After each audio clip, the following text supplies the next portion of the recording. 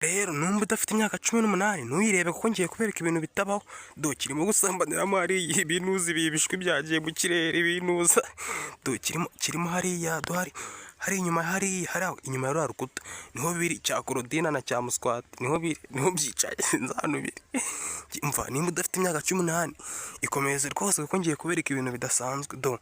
Reka nze ngende gake umva umbabarire rwose iwanyu batazakonoma. Cya korodina ngiye kugiteza mama wacu na cya muswati kirimo hari inyuma. Reka nze nyibereke gihagaze mwanga. Umva suri kumva ibintu biri kuvuga suri kubyumva. Reka nze nyibereke ariko ngubu nta kuntu kamera nayicisha hano inyuma birimo hariya hano gutya niho biri kuvugira mbere hano ahangaha gutya niho biri kuvugira. Reka nzasubira inyuma bitambona. Reka nze nshare ari nko mbirebera. Reka nze nshare inyuma ariho mbirebera. Umva nimba udafite imyaka 18 ntuyirebe.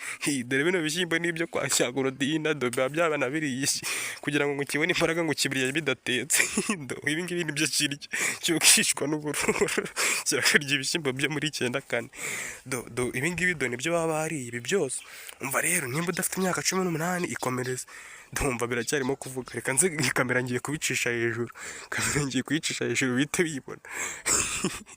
Cyaza byanzikisha mbonye uruntuza wagira ngo nibuye ryo muri 62 dore ngibi uraje birimo mwanga. Byagiye se yewe byagiye mu mbabarire rwose.